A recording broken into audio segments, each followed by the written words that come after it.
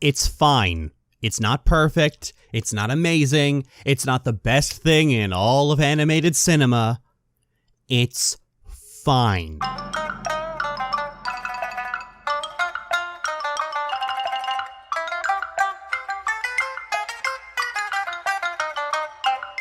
How cunning. Okay, this movie's awesome. I love it. It's charming, it's fun, it's soft, it's sad, it's everything I want in a cartoon movie. The Little Mermaid comes under discourse from people who think it's all about selling your soul for a man, but at this point it's pretty clear that bad takes on Disney movies are like multi-hour think pieces. Mine are the most fun. I absolutely love Ariel. She's the best thing in the movie, largely because she just gives no fucks whatsoever. She wants to explore the surface and study humanity to satisfy a thirst for knowledge, and she's not gonna let anyone tell her otherwise. And I find it interesting that she is simultaneously a main character and yet drives very little of the actual story. Much of the entire second half of the film is derived mostly from King Triton being unable to control his fucking temper and behave like an actual parent rather than an authoritarian on a power trip. This is a mistake a lot of parents who have teenagers make. They think their choices are to let their children do what they please or disallow it, but in reality the choice is know what your kids are doing and not know what your kids are doing, because they're gonna do it anyway. If Triton hadn't behaved like a maladjusted toddler, then Ariel would have been able to explore the surface safely, because that's what Triton's trident can do. The fact is that the prevailing attitude that Ariel is some kind of reckless moron who doesn't learn is an extremely faulty one. It reminds me of how people said the same thing about Cinderella. Let's rip the bandage off. The scene where Triton smashes all of Ariel's possessions as a show of force and authority is a textbook abusive parenting tactic. It's an action that tacitly implies, I broke all of your stuff, I can break you. And if I were in Ariel's shoes, I'd get the fuck out of there and to the first person who can get me as far away from that psychopath as possible. Triton's abuse, and that's what it is what drives the entire second and third act of the film. And Ursula knew exactly how to prey on a terrified teenage girl and use her fear and insecurity against her. This is not Ariel's fault. In a situation where a debt collector takes advantage of a teenager trying to escape an abuser, the teenager is not the one to blame here. I've heard worse setups for what eventually becomes a love story. Hell, it's better than Beauty and the Battered Wife. It's a movie I would absolutely watch again and again and again, and certainly has cemented a top spot at the end of this project. Little Mermaid has definitely held up, even if it's still brought down by the lack of gay princesses. Burn it! Beauty and the Beast is a movie about a girl being held captive by a guy who wants to fuck her, and that's about it. No, really, that's as far as I got emotionally into the film. I know people are gonna make the argument about, oh, well, he learned to change his ways, blah, blah, blah, forgiveness, blah, blah, blah, hope punk, blah, blah, blah. But here's the thing, the Beast doesn't learn to really change his ways. He just learns enough basic manners to get Belle to lower her standards. I get the idea as a premise, but the whole thing is bogged down by two massive issues. One, it's the usual crap about how a woman has to be the one to calm the rage in a man's heart, which has been the subject of so many terrible romance cliches that I think we all gag at its inclusion. Two, the fact that Belle is an unwilling prisoner can't be easily forgotten. See, we can call Beauty and the Beast many things, but a love story for the ages, it is not. This isn't even the usual issue of the original fairy tale being old, because the original fairy tale wasn't even nearly this creepy, because the Beast was actually not a rage-fueled lunatic in the original story. He was cursed by a fairy who was being spiteful, and the whole thing is about looking beyond physical beauty. In fact, you could make a pretty damn good body positivity movie out of that. But instead, the Beast is such a violent, angry jackass, and his rage is only tempered once a pretty girl takes pity on him, and I just can't with that kind of story anymore. The moment the premise is made clear, that was it. I was done. I already knew where the story was going, and I just wasn't having it. And what I don't get is how so many people can claim that it's a love story for the ages. This is now the second time where a film has featured blatantly abusive men making minuscule at best improvement toward a bare minimum level of decency, and people act like that isn't a problem. The Little Mermaid is bad because it's about a girl selling her soul for a man. Never mind that she was so driven by scientific curiosity and Eric was just a bonus, and the inciting incident that led her to finally go to the Sea Witch was a blatant and obvious threat of violence from her abusive and bigoted father. Beauty and the Beast is a love story for the ages about change and how sometimes the nice guy really does win in the end. Never mind that the change and nice in question is just basic manners, all while literally holding a woman prisoner, so you have no way of knowing whether or not she's just going along with it out of a survival instinct. Although one thing I do like about this film is that literally everything the Beast and Belle have appeared in since has portrayed them as they are and not how the film writers think they are. In both sequels, the Beast is a raging jackass, even during the parts of the story where he's supposed to be doing better. You broke your word, and for that, you will rot in this dungeon forever. I should have known you'd never be anything but a beast. In the live-action remake, he's basically a passive-aggressive jagoff who talks down about all of her interests. Actually, Romeo and Juliet's my favorite play. Why is that not a surprise? But the champion goes to Kingdom Hearts 2, which has the whole scene where the Beast and Belle dance and things go well, but then immediately after the Beast flips out and screams at Belle so badly that Sora has to get between them. But surely you can find another rose. Silence! You don't know anything! That's not fair, Beast. Don't take it out on Belle. It's not like she stole it. Shit, they spent all that time trying to make the live-action remake more feminist, and Kingdom Hearts 2 just flexed on it 12 years before it was even a thing. I'm not gonna say that Belle has Stockholm Syndrome, because, well, she doesn't. Belle is characterized right from the start as having a passion for sleazy romance novels about Prince Charming, so this kind of attitude is perfectly keeping in line with her character. No, she's just a girl who swallowed the bullshit that women have been told for hundreds of years. For all my waffling, the idea that women shouldn't have to tolerate this half-assed crap is actually a new thing, as in within the last decade or so. Beauty and the Beast is noteworthy in how it turned normal Disney trends on their heads, and in 2019 there are much better films doing that, so perhaps it's time to put this one to bed and smother it to death. See, when I think of Beauty and the Beast, I think of straight relationships where the woman effectively turns into a caretaker for their boyfriend, and there are a lot of women who don't see anything wrong with that. The idea that you should expect a guy to actually act like an adult seems to be anathema to straight people. It's a sleazy romance story. It's written like a sleazy romance story. It has the values of a sleazy romance story. If that's your jam, then fine. I like to be slapped in the face and called a useless bitch during sex. I'm not about to judge, but let's dispense with the myth that this is some kind of cornerstone of great fairy tale romance. You want a love story for the ages? I got one for you. A girl meets another girl in the sandbox when they're little baboos, and as they grow up, they're always inseparable. As they reach puberty and dating starts to be on their minds, it just seems natural to them that they should date each other. So they do, and things are great between them. There's a few bumps in the road. One of them has to study abroad, so they're apart for a while, but her girlfriend is still super supportive, so it works out. They deal with friend drama, family drama, personal drama, all that jazz. They deal with invasive teachers trying to split them up and force them on the path of heteronormativity, but they persist largely in part due to one of the girl's protective mother. And then when they're adults, on the anniversary of when they first met as kids, she takes her to the park where they first met and proposes to her there. Boom. That's a love story for the ages. Soft, wholesome, leaves you feeling good about life, and best of all, there's gay princesses. Charming. Aladdin is okay. It's the okayest of the Disney Renaissance films. I have mixed feelings about a lot of the 90s Disney films, largely in part to how often people tell me what they like about them, and then I watch the film only to realize that it isn't there at all, or what they said was awful wasn't actually that awful. Bad takes and misunderstood concepts get so ingrained into the perception of these movies that often the actual film's quality is almost completely untouched on. Aladdin, however, is not one of those films. Almost everyone and their grandmother agrees that this film is effectively carried by Robin Williams and his riffing. And because of that, your enjoyment of Aladdin is going to be entirely based on how much you enjoy Robin Williams' stand-up comedy routine, and I, personally, do not. I mean, all that time spent doing impressions could have been spent on something that would truly make the movie great, like, oh, I'm just spitballing here, gay princesses? Do that again, and you'll pull back a stump. I was going in excited about this film because I remember watching it as a kid because we taped it, but at the same time, I don't actually remember liking it. I remember liking a very particular part of it, and that's when Simba and Nala are being escorted by Zazu and later ditch him to go to the elephant graveyard. That's it, though. Everything else just either slid off my brain or I didn't care about. And the same thing happened here. After Simba got back from the elephant graveyard, the movie was pretty much over for me, and the only entertainment value I got out of it was just talking to Sketchy. That was the reason I even brought Sketchy on in the first place. My initial viewing only got about 5 jokes. I'm wondering why it's considered the greatest animated movie ever made by so many people. Maybe the animation itself and Mufasa's death?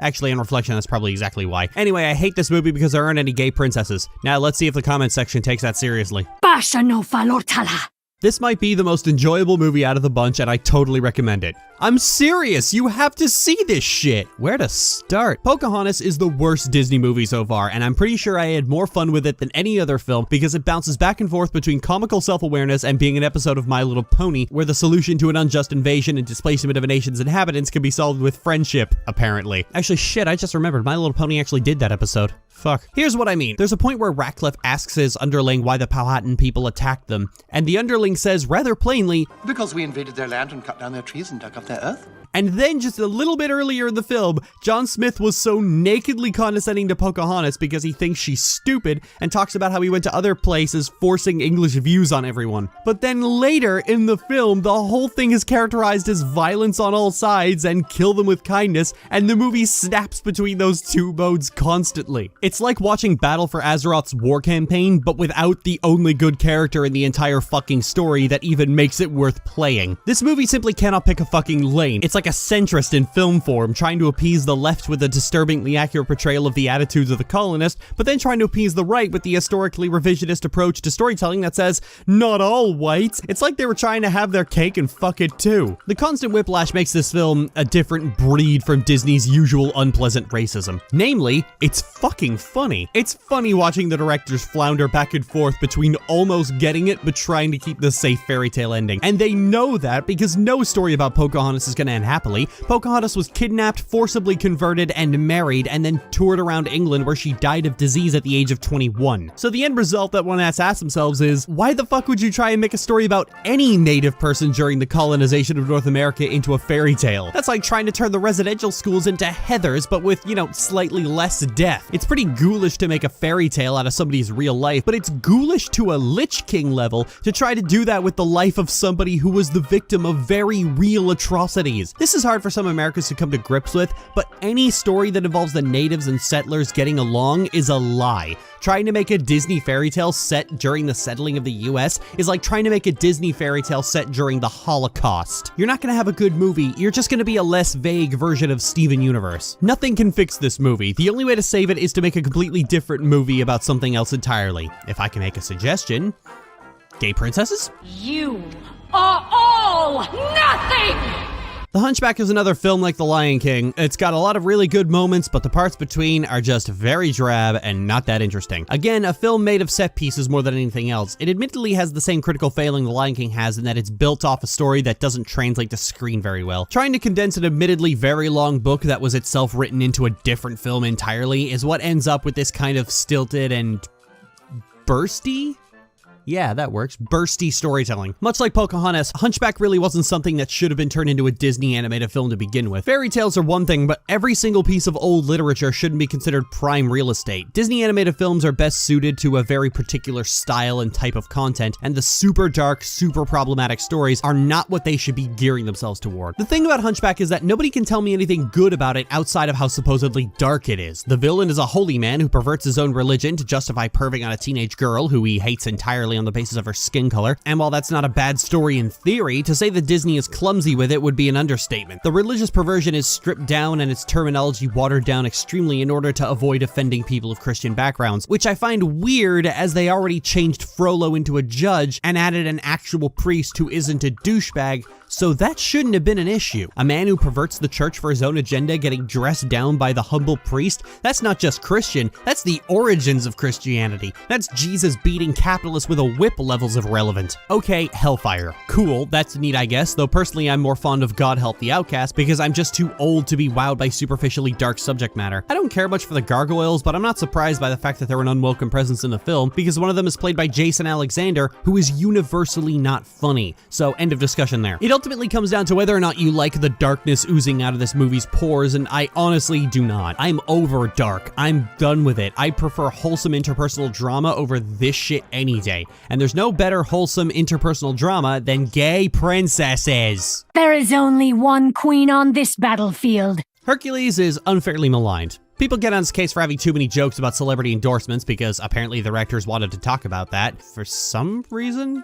I'm not exactly sure why they went this route, but it's often treated like the whipping boy of the Disney Renaissance, and honestly, I think that's unfair. It's certainly better than Drek like Pocahontas and Beauty and the Beast, and compared to The Lion King and Hunchback, which were honestly just kinda dull, Hercules is pretty fun. Hercules is a pretty fun, funny, enjoyable movie, and I'm surprised because it's a mythological story, and those are hard to make watchable. I said this back when I did Prince of Egypt, in that mythological stories are hard to make watchable films out of because stories that involve deities tend to be decidedly not family friendly. Greek mythology is probably the second most violent canon out there, what with the gods in question being petty-minded tyrants. They're only ever outdone by Abrahamic religions because 3/4 of the time Jehovah is a blood psychopath who can't go without killing something for 45 seconds. So it's easy to end up in an unwinnable situation where at best you have the Prince of Egypt, where your story ends up being two fascist dictators fighting over who gets to own a group of people they can't stop killing, and at worst you end up with Steven Universe, which holds those fascists down for sloppy makeouts. Thankfully, Hercules doesn't fall into any of that, and I just wasted your time by waxing philosophical about monotheism. I do this because because I hate you and I want you to suffer. And also, a family fun movie is about as far as I can describe Hercules. No, it's not accurate to the original story, but it's a fucking Disney movie. If they can't be accurate to something that actually happened, Pocahontas, what the hell makes you think they'll be accurate to anything else? One final note, however, is that Megara is the single greatest character ever made. Not just because I'm a raging lesbian, but that is part of it, but also because of her attitude. She's so fucking cynical where everyone else in these movies is starry-eyed and optimistic, or as it's known outside of Cartoon Network, stupid. I'm a damsel. I'm in distress. I can handle this. Have a nice day. I'm really sorry. That was dumb. Yeah. Well, you know how men are. They think no means yes and get lost means take me, I'm yours. He comes on with his big innocent farm boy routine, but I could see through that in a Peloponnesian minute. It's nice to see a Disney character that's an actual adult. Not gloomy and pessimistic, just 30. She's seen enough of the world that Hercules' manners just come off to her as fake, when really he is just that naive. I mean, he's 18, so of course he is. It's a fucking shame that the same voice actress also voices Pink Diamond of all people. Susan Egan doesn't deserve that shit. She's a good voice actress. She doesn't deserve to suffer through the indignity of being on Steven Universe. Give her her own show and let her play Megara again and make her gay. Actually, wait a minute. This movie's set in Greece. Where are my fucking gay princesses? Honor means nothing to a corpse. I think this might just be a strong contender for best Disney movie of all time, and I'm surprised about that because Mulan is another one of those this actually happened movies like Pocahontas, and yet it's just so much better. Partially because it remains mostly faithful to the original story, like all the important things are there. Mulan's there, she's badass, she saves China. All the details and specifics can be played with as long as that basic framework is adhered to. Everything else can be as movie-like as you want, and this is Mulan's greatest strength. While many other Disney films have struggled with tonal whiplash, I feel Mulan makes the best use of the concept. The scene at the burned village is probably one of the best moments I've seen in any of these films. It starts with everyone singing about how returning home from war with all the glory is going to be great, and then boom, they all get a huge fucking reality check, and you just see the complete and total destruction. This isn't fun, it's not glory, this is literally a matter of life and death. Suddenly, war doesn't seem all that fun, does it? Not like it seemed during the training montage or the song about girls, and the way it so suddenly jumps from happy singing fun time to death and destruction is such a massive, unexpected gut punch that it hits the viewer just as hard as everyone else. And honestly, Shan Yu might be my favorite Disney villain. For real, he's awesome. He is so menacing, so calculated, so deliciously evil that he's one of those villains where I can't wait to see him get beat to shit. That's what I love about these pure evil villains, is that you just keep building them up for the fight, and I love that shit. That makes my monkey brain go... Remember when villains were villains and not just bad boy wank fodder for weird creepy jackasses?